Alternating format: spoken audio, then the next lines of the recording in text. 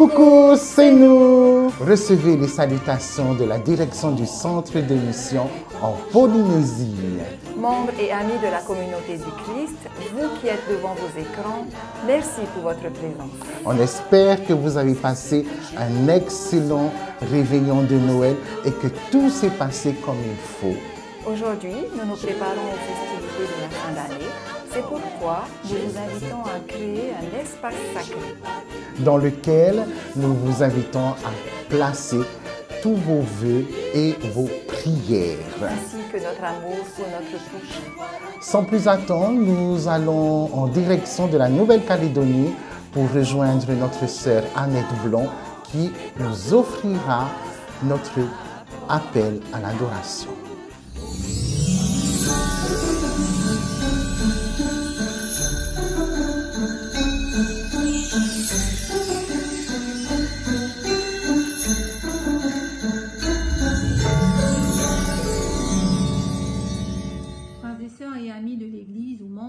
Communauté du Christ. Voici le message de l'appel à l'adoration suivi de ma prière, inspiré par les paroles de Jésus dans Matthieu chapitre 26. Il y a cette fameuse scène où Jésus demande à Dieu d'éloigner la coupe dans laquelle son sang sera versé. Et pourtant, malgré ses doutes, Jésus nous montre qu'il est le parfait exemple d'une personne qui va saisir sa destinée pour être au service de tous. Alors que nous allons entrer dans une nouvelle année, pensons à ce que Jésus a sacrifié pour que nous aussi nous puissions nous saisir de notre destinée. Christ a reçu cette coupe pour que nous aussi nous puissions aider notre prochain à se saisir de sa destinée. S'il vous plaît, je vous invite à vous joindre à moi pour notre prière. Prions Dieu. Père éternel, toi qui es aussi, que ton nom soit sanctifié. Père, révèle-nous le contexte dans lequel nous pouvons suivre notre prochain dans l'amour. Cela peut être dans le cadre de notre travail, dans le cadre de notre vie familiale, tout comme dans celui où l'on sert une personne à l'église ou encore comme en cet instant lors d'une diffusion télévisée. Où que l'on soit et quoi que nous fassions, aide-nous à tenir compte et de la destinée de notre Sauveur Jésus-Christ et pour l'amour qu'il nous a donné. Au nom de ton Fils Jésus-Christ, notre Sauveur. Amen. Merci sœur Annette pour ton ministère. Et juste après le chant, nous nous retrouvons pour l'exploration de l'Écriture.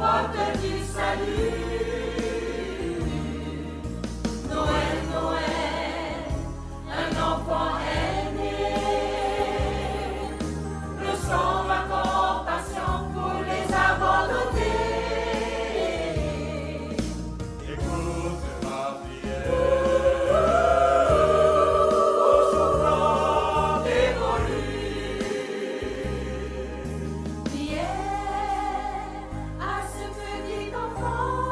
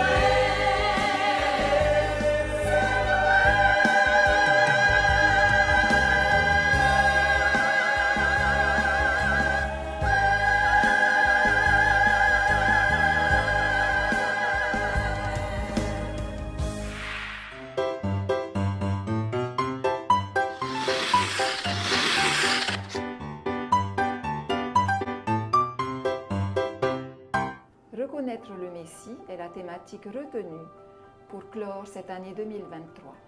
Et nous sommes invités à explorer l'Évangile selon Luc au chapitre 2, versets 22 à 40.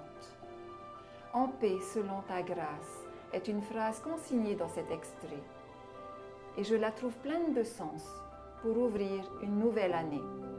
Bienvenue dans l'exploration de l'Écriture.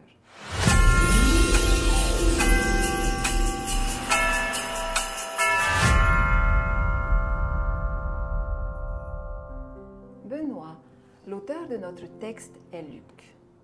Mais qui est ce fameux Luc? Et était-il témoin oculaire de la présence de Jésus? Alors non, Luc n'était pas témoin oculaire de la présence de Christ sur terre. Cependant, il était un contemporain. Et le livre de Luc fait partie de ce que l'on appelle les évangiles synoptiques. Est-ce que tu peux nous en dire plus? Alors, on sait qu'il y a 4 évangiles qui composent la Bible. Celui de Matthieu, celui de Marc, Jean et Luc. Et parmi ces 4 évangiles, seuls ceux de Matthieu, Marc et Luc sont appelés des évangiles synoptiques. C'est-à-dire que nous allons retrouver dans leurs témoignages des scènes similaires avec quelques variantes. Et dis-moi, à qui l'évangile selon Luc s'adresse-t-il? C'est une très bonne question. Dans son introduction, on comprend et on découvre que Luc adresse son évangile à un certain Théophile. Et nous le retrouvons aussi dans le livre des Actes des Apôtres. Benoît, revenons à notre écriture.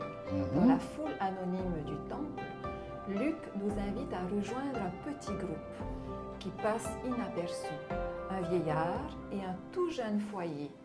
Est-ce qu'ils sont les personnages principaux de notre histoire? Oui, mais il y a un autre personnage très important qu'il faut tenir compte, c'est celui de l'Esprit Saint. Et selon toi, pourquoi est-ce que la communauté du Christ nous renvoie-t-elle dans cette écriture? Je pense que la communauté du Christ est consciente des défis que nous aurons à relever l'année prochaine. Et il est tout à fait normal et légitime que nous, en tant que disciples et croyants, nous nous posons des questions. Par exemple, est-ce que l'année 2023 a répondu à nos attentes? Ou encore, comment sera l'année 2024? Et dans cette section de l'Écriture, Luc nous invite à garder la foi et à persévérer à l'image de Siméon et de Anne, la prophétesse. Merci Benoît pour cet éclairage. Et tout de suite, nous retrouvons notre message.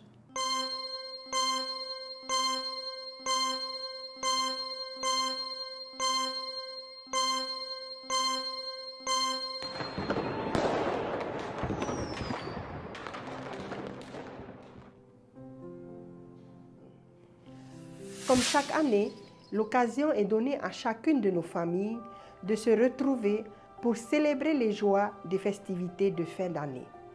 Pour cela, nous dressons des tables chargées de mets précieux. Nous sortons les décorations lumineuses, nous habillons des fêtes nos arbres de Noël, au pied desquels nous disposons une crèche et des cadeaux. Cette saison des festivités doit illuminer chaque mouvement de nos vies, pour nous rappeler que notre existence est un don divin.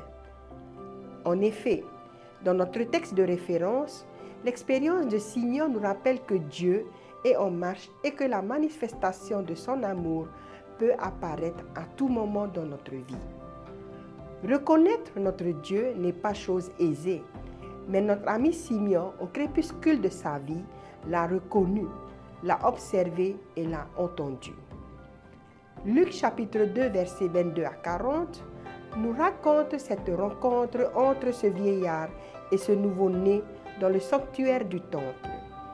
La présentation de Jésus au temple est une invitation à célébrer les merveilles que l'Éternel offre à l'humanité. Nous sommes tous d'accord pour dire que Dieu a envoyé son Fils unique, Jésus, pour sauver l'humanité. Mais vous savez, lorsque nous regardons au-delà de l'Écriture, nous comprenons que la vie chrétienne commence par la foi en la vérité selon laquelle Dieu a pris chair. Qu'est-ce que cela signifie? Tout simplement que Dieu s'est fait homme. Cet enfant représente la part divine et humaine du Dieu que nous aimons. Luc nous invite à reconnaître les signes des temps qui authentifient le grand amour de Dieu pour les hommes. Poussé par l'Esprit, Simeon a su reconnaître le plus grand signe des temps. Et à travers ce récit, nous voyons le rappel des deux alliances. Le premier rappel est celui de l'alliance de Dieu faite avec Abraham concernant la circoncision. Le second est la réponse aux promesses messianiques dont parlent tous les livres de l'Ancien Testament, celle d'un enfant né d'une vierge et qui sera la lumière des nations et l'unique agneau de Dieu. Dans ce monde en constante évolution, où l'on ne cesse de relativiser et justifier nos erreurs, où l'argent est roi, il est temps pour nous de faire notre bilan spirituel.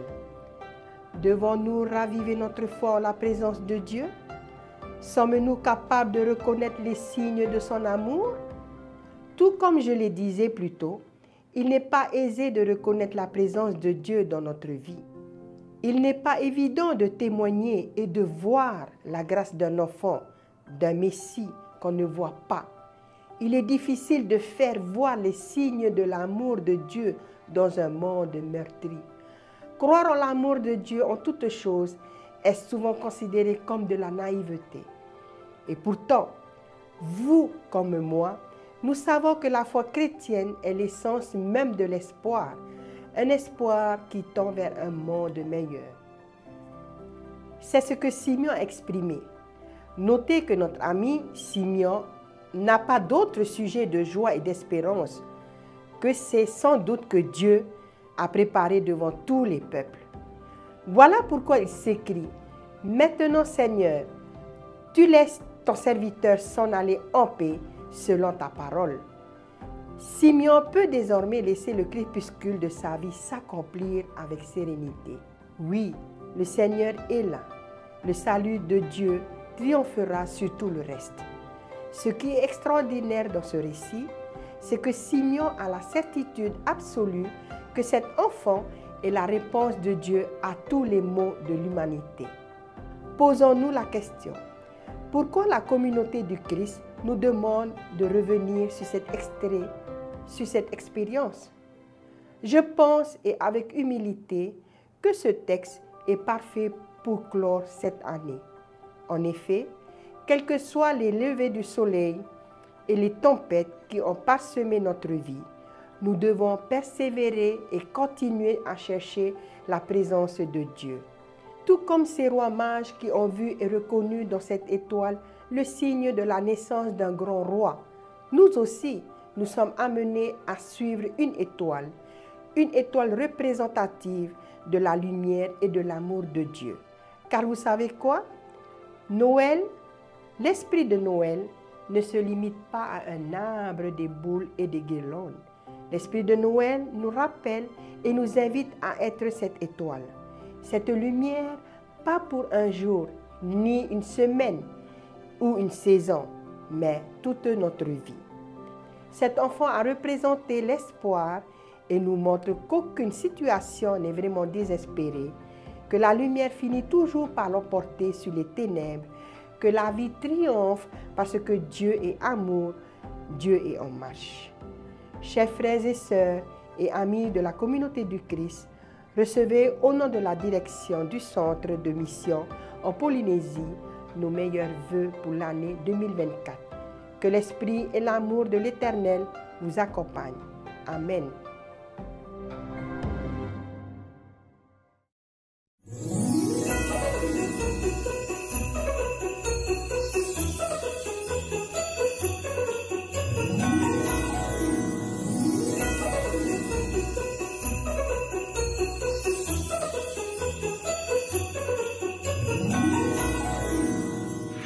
Tout de suite, nous retrouvons la présidente du Conseil des 12, notre apôtre Mariva Arnaud Chang. Yorana à tous. Je souhaite vous adresser mes vœux les plus sincères pour cette saison de fêtes et pour un nouvel an 2024, qu'il soit empreint de lumière et de promesses. Je me souviens des paroles de Martin Luther King, et elles résonnent particulièrement en ce temps. Voici ce qu'elles disent. L'obscurité ne peut chasser l'obscurité. Seule la lumière le peut. La haine ne peut chasser la haine. Seul l'amour le peut. Ces mots puissants nous appellent à être des porteurs de lumière et d'amour, à être les acteurs du changement que le monde attend. Nous aspirons à un monde où chaque étoile dans le ciel représente non seulement nos rêves personnels, mais aussi l'éclat des rêves partagés, des espoirs que nous avons en commun. Et dans les moments de doute, rappelons-nous ces paroles réconfortantes d'Isaïe au chapitre 40, verset 31, qui disent « Mais ceux qui se confient en l'Éternel renouvellent leur force. Ils prennent leur envol comme les aigles. Ils courent sans jamais se fatiguer. Ils marchent sans jamais fléchir. » Alors que cette promesse inspire chacun de nous à persévérer dans la foi et à trouver la force nécessaire pour répondre aux besoins de justice, de paix et d'amour présents dans notre réalité, présents dans notre monde. Ensemble, tissons une toile de solidarité et d'amour, car c'est dans l'unité que réside la force. Puissions-nous tout au long de cette nouvelle année être des agents de changement positif, au nom de Jésus-Christ, transformant nos différences en richesse et en répandant la compassion comme une source intarissable.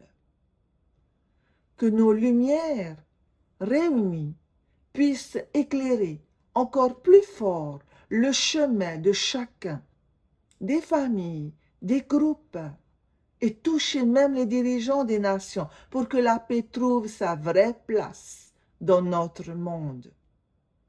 Que chaque acte de bonté, chaque parole de réconfort, chaque geste d'amour contribue à édifier une humanité plus compatissante. Que la lumière de Noël éclaire notre chemin, dissipant les ombres de l'incertitude et faisant place à l'aube d'une ère nouvelle. Joyeuse fête et excellente année 2024. Que chaque instant soit empreint de miracles et de réalisations. Et en terminant, souvenons-nous de cette vérité fondamentale. Que la paix de Christ, à laquelle vous avez été appelés pour former un seul corps, règne dans vos cœurs et soyez reconnaissants. Alors que cette paix soit avec nous tous et guide nos actions au cours de cette nouvelle année. Avec tout notre amour et nos bénédictions, la communauté du Christ vous souhaite une merveilleuse année, avec l'assurance que Dieu vous aime. Merci, Sœur Mariva, pour tes ondes positives et pour ton ministère.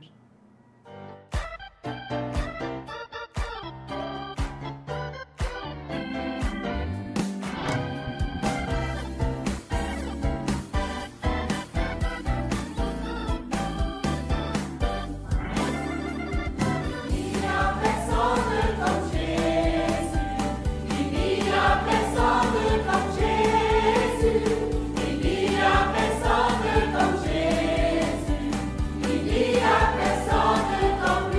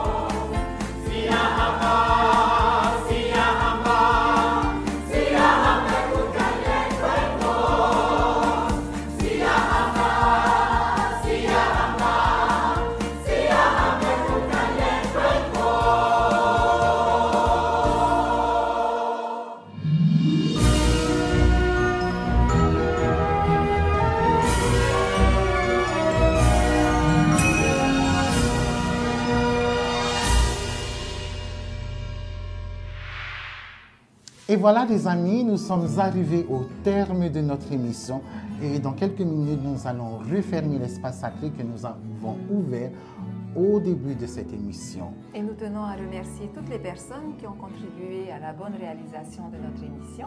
Oui, tout à fait. Nous pensons à notre amie Terre-Hey. Nous te faisons de gros cœurs et surtout nous remercions notre sœur Tenyo Puna, qu'on appelle affectueusement Tati Kiki. On te dit merci pour ton ministère et de nous aider à la réalisation des émissions sur Radio Polynésie Première. Car oui, n'oubliez pas que nous avons aussi une émission qui est relayée sur les ondes radio. Lily. Donc nous tenons à remercier Polynésie la Première. Tout à fait Lily, on n'oublie pas de remercier Polynésie Première pour cette chance que nous avons d'avoir un créneau sur leurs ondes. Alors nous tenons à rappeler à nos membres que notre émission est diffusée et publiée sur YouTube et relayée sur notre page Facebook. Nous invitons nos membres à liker, partager et surtout à commenter. Oui, tout à fait, parce que nous avons plus que besoin de savoir si le concept que nous vous proposons vous plaît. N'hésitez pas, lâchez un pouce bleu, commentez et partagez. Voilà Benoît, personnellement je tiens à te souhaiter le meilleur pour cette nouvelle année. Merci Lily, et personnellement je voudrais te remercier de m'accompagner dans ce voyage et je te souhaite aussi le meilleur pour l'année 2024.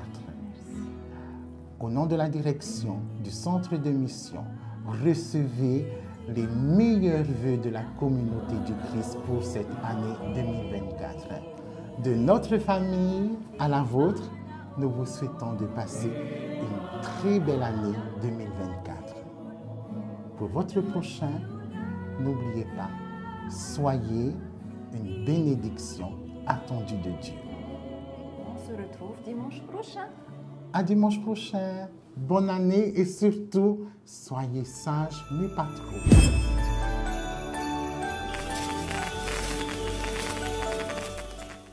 O tau e whaaro mai nei, te mohua e te momero no te utahi o te mitia.